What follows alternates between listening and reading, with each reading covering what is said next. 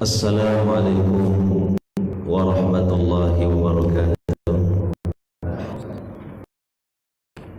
Hadirin mubarakan fi kama yuhibbu rabbuna wa yarda. Asyhadu an la ilaha illallah wahdahu la syarika lah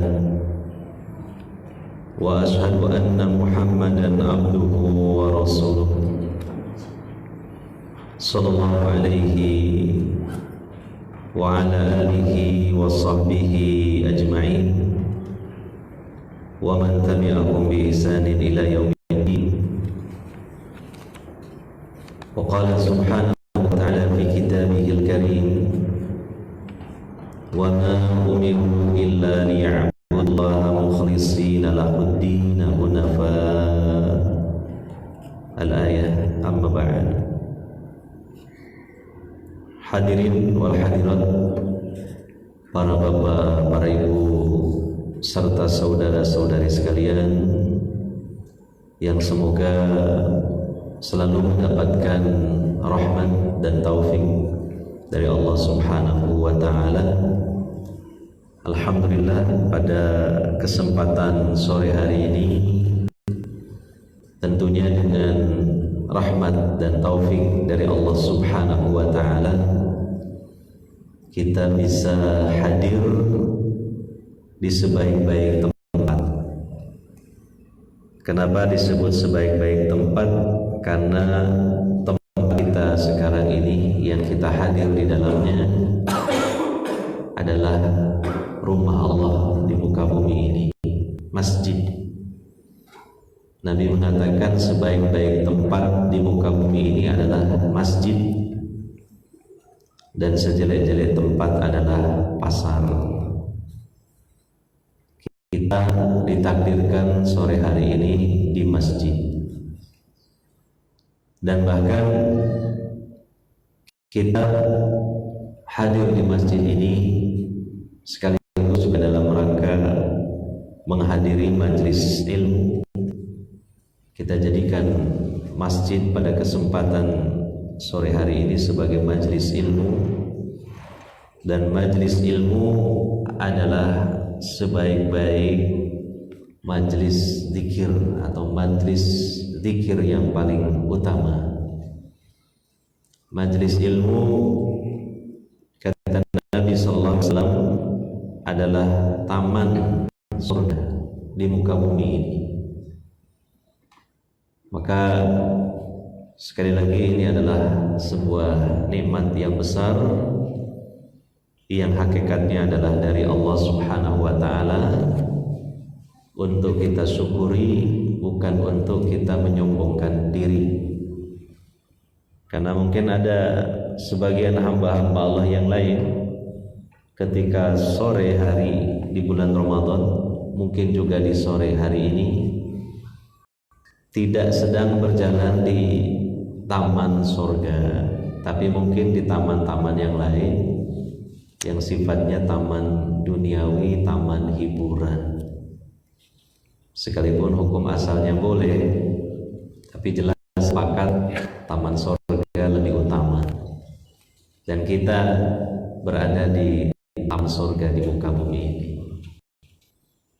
Maka mari kita yakini seperti itu, kita marifati seperti itu, sehingga mudah-mudahan Allah Subhanahu wa ta'ala melimpahkan banyak kebaikan, melimpahkan rahmat, dan juga nilai-nilai pahala darinya. Hadirin wal hadirat yang dimuliakan oleh Allah Subhanahu wa ta'ala, kajian kita pada kesempatan sore hari ini, karena dalam rangka juga pengajian menjelang berbuka puasa di sore hari seperti ini, mungkin kita ini sudah loyo, sudah emas, dan mungkin sudah mencapai puncaknya, ya. Haus, lapar sudah mencapai puncaknya, karena kita sudah berada di penghujung hari ini. Tetapi mudah-mudahan dengan niatan yang ikhlas, hal itu tidak menjadikan kita surut semangatnya, karena memang ikhlas memiliki kekuatan yang dahsyat. Pada kesempatan sore ini juga kita akan membahas tentang masalah keikhlasan, pembahasan yang sangat sering dibahas oleh para ulama dan orang-orang soleh terdahulu dalam majelis-majelis atau pertemuan-pertemuan mereka. Karena pentingnya ikhlas itu dalam kita beragama, tetapi di sisi yang lain betapa sulitnya kita untuk menampilkan keikhlasan itu. Sungguh sangat banyak kendalanya, sungguh sangat banyak rintangannya untuk bisa menampilkan keikhlasan itu. Di kesempatan sore hari ini, sebagaimana yang tertera di publikasi, di tema indahnya ikhlas, ya. Karena memang di waktu sore begini, kalau ngaji yang berat-berat, ya, itu kita mungkin susah untuk mencernanya. Maka kita akan bahas sesuatu yang ringan dalam artian tidak menegangkan, ya. Bahkan kita membahas yang indah-indah, ya, diantaranya adalah indahnya keikhlasan. Saya punya buku kecil ini, terjemahan yang diterbitkan oleh Pustaka Ibnu Umar, itu yang berjudul Cara Mudah Menuju Ikhlas. Apalagi dari bukunya juga kecil, sehingga ini cocok dengan judulnya, tak mudah. Karena kalau tahu sepertinya sulit untuk mencapai ikhlas. Karena bukunya kecil, tipis, maka cocok dengan judulnya, Cara Mudah Menuju Ikhlas, yang dinukil dari dua buku yang ditulis oleh dua orang ulama.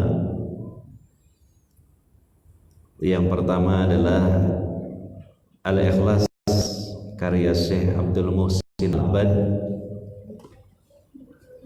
Kemudian yang kedua Silsilatu A'malil Qulub Ad-Darsul Awal, yakni Al-Ikhlas karya Syekh Muhammad bin Shalih Al-Munajjid. Ini kita kemudian nukil hal-hal yang perlu untuk kita pelajari tentang bagaimana kita bisa terhantarkan kepada keikhlasan. Kita memiliki panduan, kita memiliki ilmu untuk kita bisa ikhlas di setiap ibadah dan amal-amal soleh. Pertama, secara definitif, ikhlas menurut bahasa itu dari kata khalaso, yakhlusu, khuluson, khalason. Artinya sesuatu itu pada awalnya tercampuri yang lainnya, kemudian menjadi selamat, murni dan bersih. Nah, jadi ada sesuatu yang terkotori, tercampuri oleh unsur lain, terkontaminasi, nah, kemudian diproses hingga akhirnya sesuatu itu menjadi bersih, murni, gitu. Nah, secara bahasa ikhlas, dan secara bahasa hal ini terdapat di dalam Al-Quran sebagai pelajaran bagi kita, yaitu di dalam surah An-Nahl ayat 66 tentang susu yang berada pada hewan ternak seperti sapi ataupun kambing.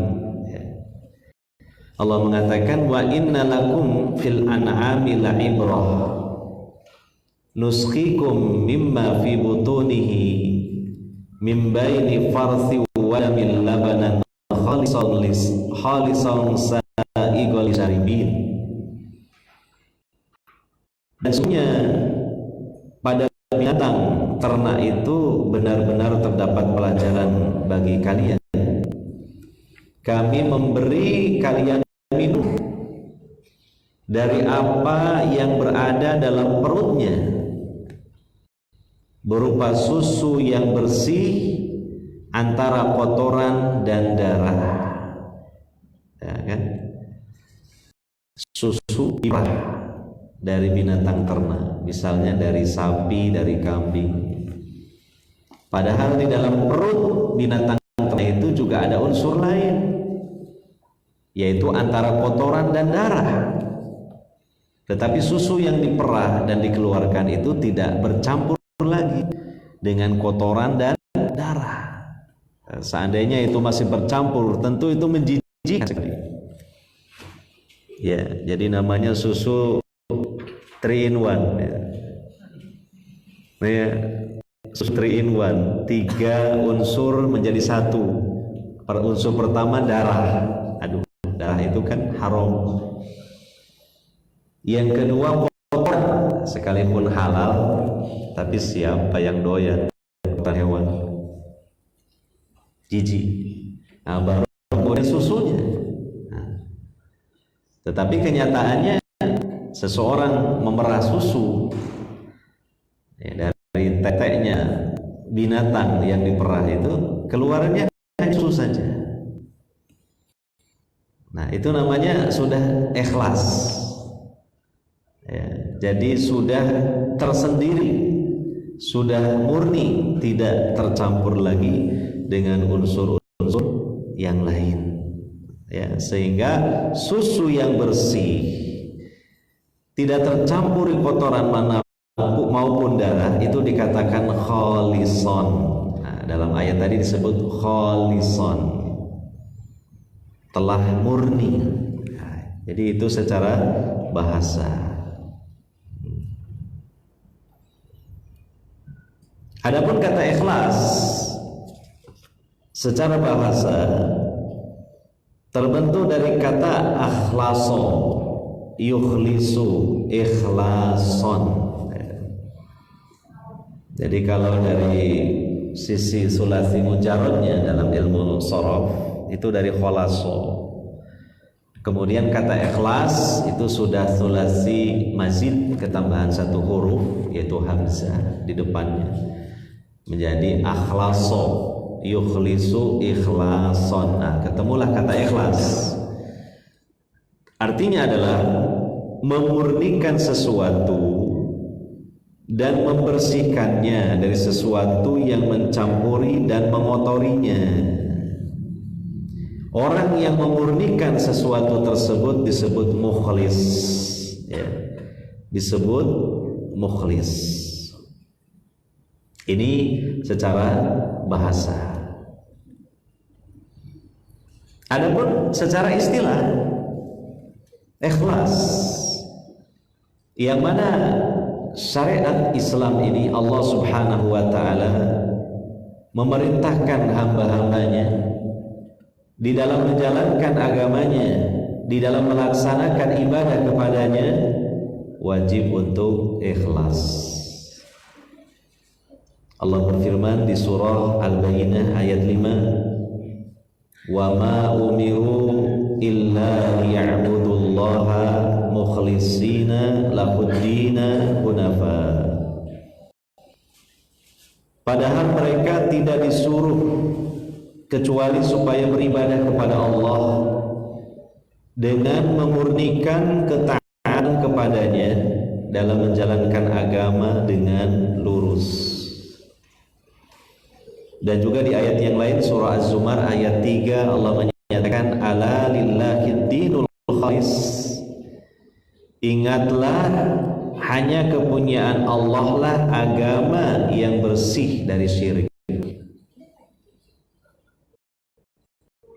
Ini Allah Subhanahu wa ta'ala di dalam Al-Quran. Kita harus ikhlas, kita wajib ikhlas dalam melaksanakan setiap ibadah, setiap perkara yang ma'ruf dalam agama ini yang diperintahkan oleh Allah Subhanahu wa ta'ala. Jadi kita dalam melaksanakan kebaikan itu bukan hanya baik secara dohir saja, secara lahiriah saja, tetapi kita yang melaksanakan ini hatinya pun harus baik, yaitu harus ikhlas. Niatnya, maksudnya, tujuannya, orientasinya juga harus baik. Inilah ikhlas. Ya. Ada sebagian ulama salaf, ulama terdahulu ya, mereka banyak sekali menyampaikan definisi ikhlas. Banyaknya definisi ikhlas yang disampaikan oleh mereka itu kalau kita lihat tidak saling bertentangan, tetapi saling melengkapi. Ini yang disebut dengan ikhtilaf tanawu, bermacam-macam tetapi saling melengkapi. Ya.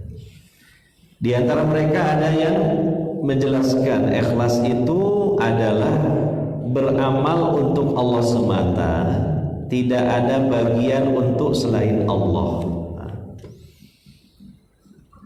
Jangan ada sedikit pun menyisakan dalam hati satu ruangan yang selain untuk Allah. Artinya niatnya sepenuhnya totalitas untuk Allah. Ya. Kalau untuk selain Allah tidak ikhlas. Kalau untuk Allah tapi masih menyisakan walaupun sedikit untuk selain Allah, berarti kurang ikhlas.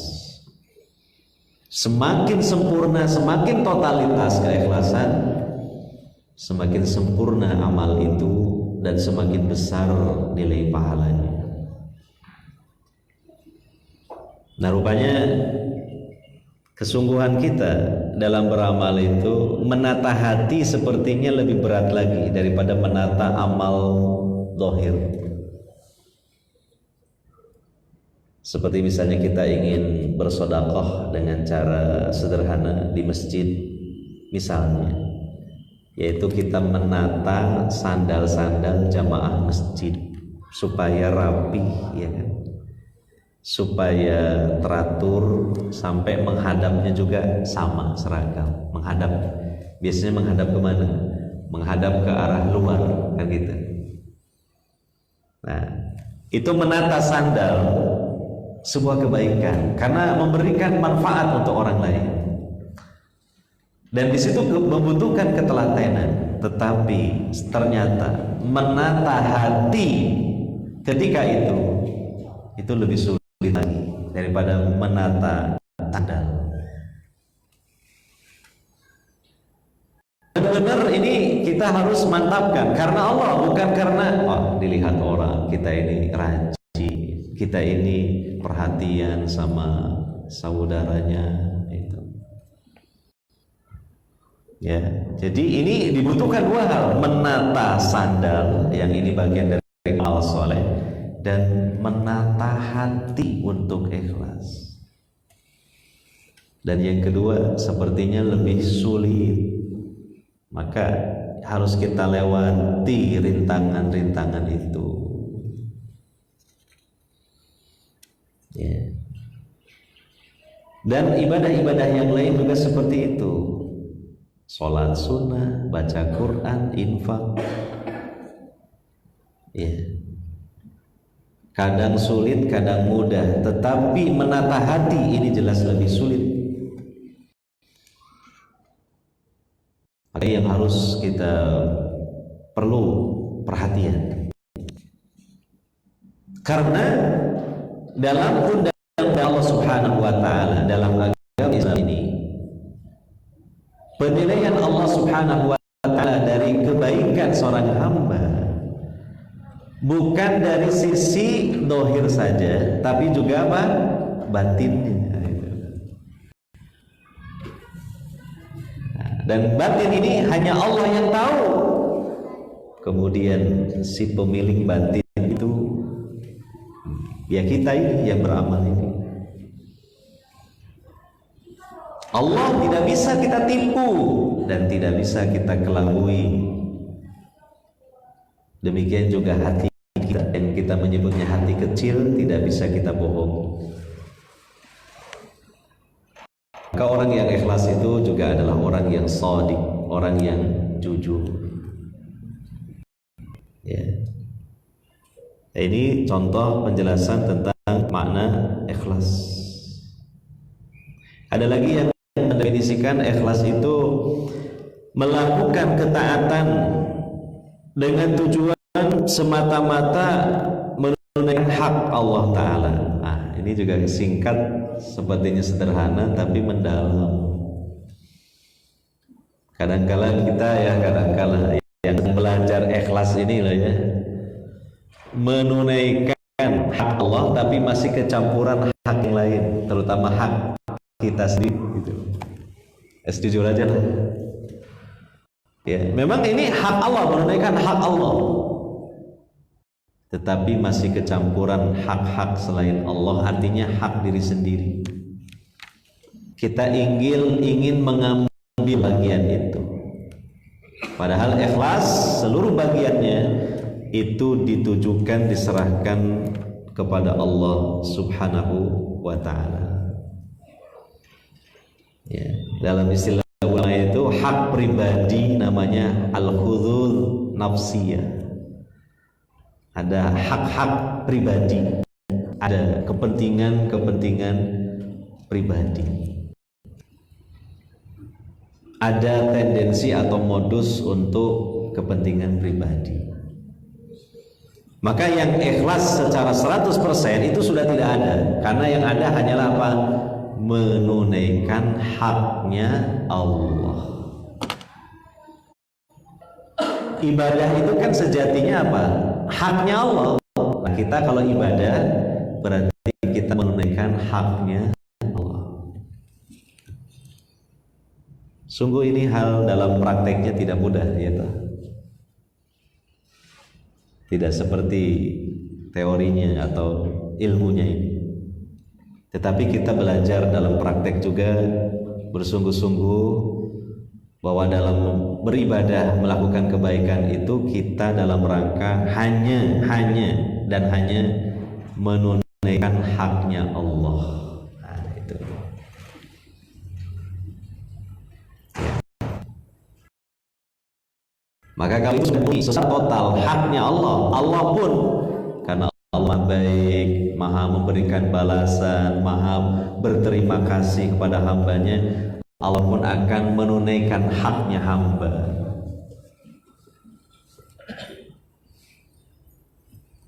Ya. Ada lagi para ulama salaf yang mengartikan ikhlas itu membersihkan amal dari perhatian makhluk. Jadi nggak butuh perhatian makhluk. Yang dibutuhkan perhatian Allah semata. Cukuplah Allah sebagai saksi, cukuplah Allah sebagai yang memberikan balasannya. Kepada yang lainnya tidak butuh dan tidak diharapkan. Nah, kita harus bisa seperti itu. Yeah. Jadi mengenyampingkan makhluk itu. Entah mereka memuji, entah mereka mencela, tidak peduli, tidak mempengaruhi sama sekali ibadahnya. Maka inilah yang saya sebut tadi, orang yang ikhlas itu orang yang sangat kuat. Dia memiliki dalam jiwanya kekuatan yang dahsyat. Karena apa? Makhluk tidak bisa mempengaruhinya, baik pujiannya maupun celaannya. Coba kalau kita bisa seperti itu gimana? Jadilah insya Allah wali-wali Allah itu. Karena dipuji, ibadah kita semakin semangat. Karena dicela, ibadah kita jadi surut. Nah, itu indikasi belum memenuhi standar ikhlas. Ya, standar ikhlas. Banyak definisi itu. Mungkin kita pun bisa juga merangkai ya, definisi ikhlas. Tetapi apa yang telah dirangkai oleh ulama terdahulu itu lebih mendalam, mereka lebih alim daripada kita. Mereka lebih terdepan dalam pengamalannya.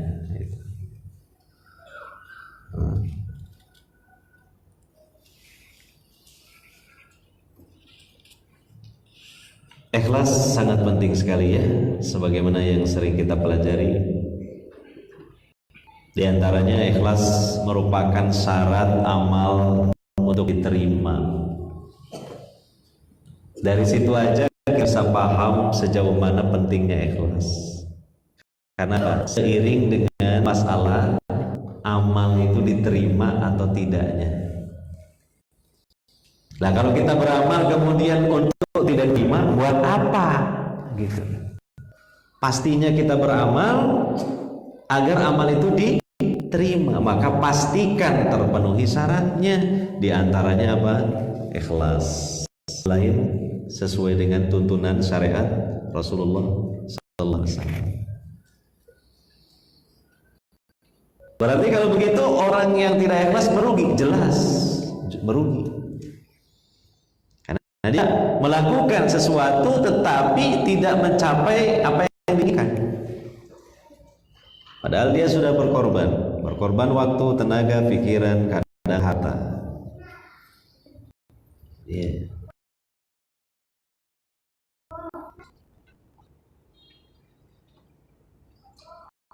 Dalam Al-Quran disinggung hal itu. Surah Al-Mulk ayat 2. Alladzi khalaqal mauta wal hayata liyabluwakum ayyukum ahsanu amala. Dialah Allah yang menjadikan kematian dan kehidupan supaya dia menguji kalian, siapa di antara kalian yang lebih baik amalnya. Ternyata baiknya amal itu dilihat dari dua sisi. Pertama, kesesuaiannya dengan syariat Rasulullah SAW yang disebut dengan shawab, as-shawab. Dan yang kedua dari sisi keikhlasannya. Jadi shawab dan ikhlas. Ukurannya di situ. Ini seperti yang dijelaskan oleh Al-Fudail bin Iyad, seorang tabi'in. Ya. Amalan itu kalau ada dua-duanya, as-shawab dan ikhlas, diterima oleh Allah.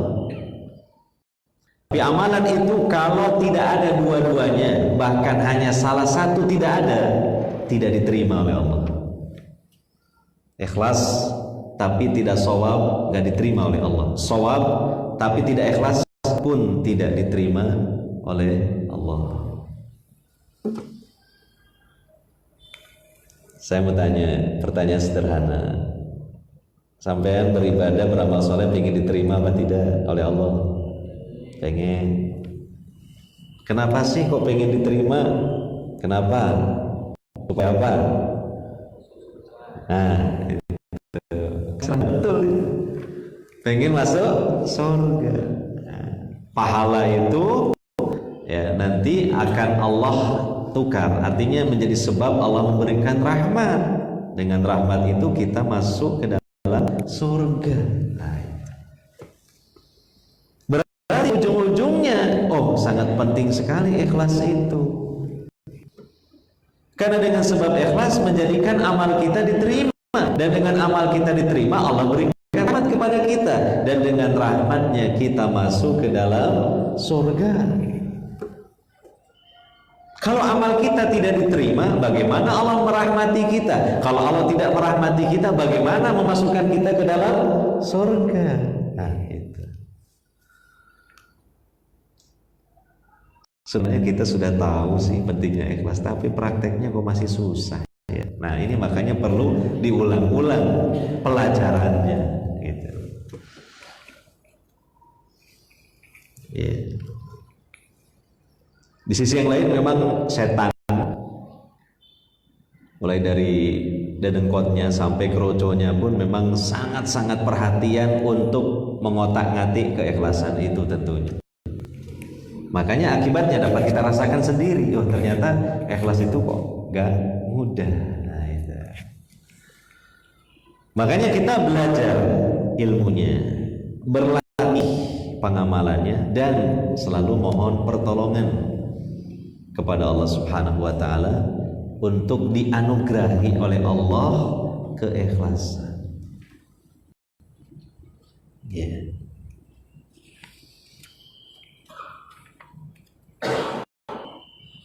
Yang kedua, ikhlas itu adalah fondasi dari kesuksesan dunia dan akhirat. Menjadi landasan. Dalam surah At-Taubah ayat 109 Allah mengatakan, afaman assasa bunyanahu 'ala taqwa minallah wa ridwanin khairun amman assasa bunyanahu 'ala safa jurufin harin fanharobi fi nari jahannam wallahu la yahdil qaumadh dhalimin. Maka apakah orang-orang yang mendirikan masjidnya di atas dasar takwa kepada Allah dan keduanya itu yang lebih baik? Takwa itu kan apa? Amal baik yang didasari dengan keikhlasan, ya. Nah, itu.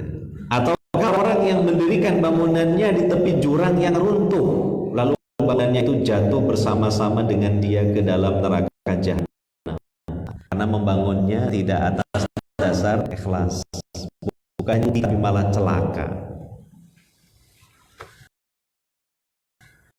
Dirilah ya dalam beramal, dalam perjuangan Islam ya. Apapun potensi kontribusi yang kita berikan ini diupayakan ikhlas supaya beruntung. Yang beruntung siapa? Sendiri. Yang rugi, yang celaka kalau tidak siapa? Ya kita sendiri juga. Gitu. Ya. Maka yang harus kita lakukan dua hal. Pertama, setiap melakukan ibadah pastikan untuk ikhlas. Yang kedua, setelah melakukan ibadah jaga keikhlasannya. Bisa saja kan ketika beramal sukses kita ikhlas, tapi setelah itu, nah mulai kita kurang sabar. Saya ini sudah infak sekian juta, kok kayaknya nggak ada orang lain tahu sih? Jangan dikiranya saya ini orang kaya tapi medit tuh, karena orang, ya kan? Nggak sabar.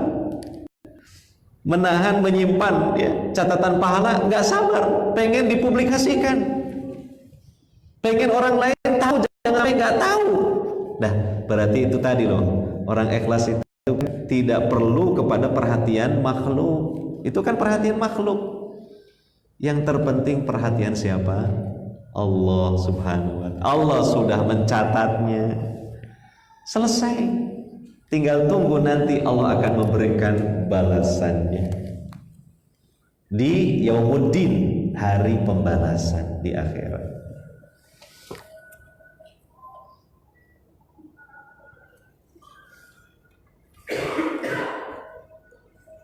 Sepertinya sudah habis waktu ini. Ya. Itu jamnya, adzannya jam 17.20. Kalau bisa 10 menit sebelum adzan harus selesai. Nah, itu. Apa? Waduh, satu ya, kiat, masya Allah ya. Oh, definisi. Sudah loh, dengan faedahnya tadi coba ya. Syarat diterimanya amal, terus pondasi tadi. Pondasi kebahagiaan, keselamatan dunia akhirat. Baiklah.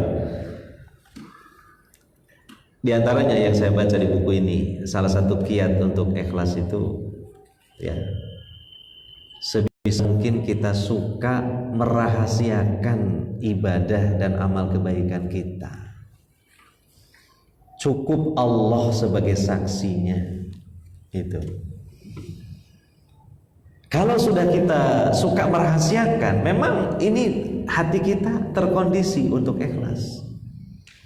Sebab yang menjadikan tidak ikhlas itu gara-gara tampilnya makhluk yang melihat, yang mendengar, yang menyaksikan, sehingga kita terpancing untuk mereka supaya kagum, mereka supaya memuji kita, mereka supaya membicarakan kebaikan kita di depan manusia yang lain. Kalau channel itu kita sumbat, kita tutup, setan pun agak kelimpungan, kesulitan. Channelnya apa? Ya itu tadi, orang lain tahu itu channelnya. Makanya kita sekat, kita tutup dengan cara apa? Sebisa mungkin kita suka ya, merahasiakan amal kebaikan.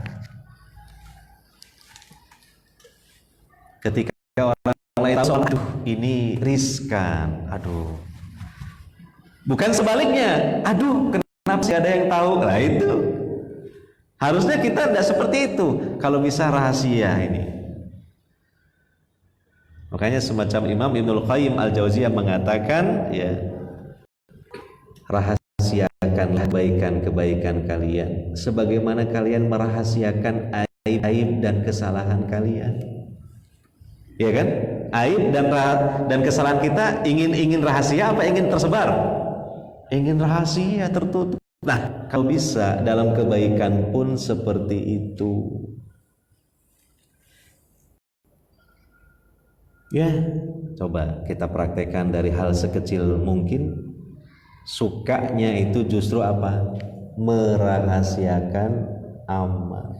Dan seolah ada kepuasan tersendiri ketika amal kita ini masih rahasia, gak ada orang lain yang tahu. Sampai di kalangan salafus soleh dalam beramal, istrinya pun jangan boleh tahu. Istrinya, bayangkan, apalagi orang lain loh.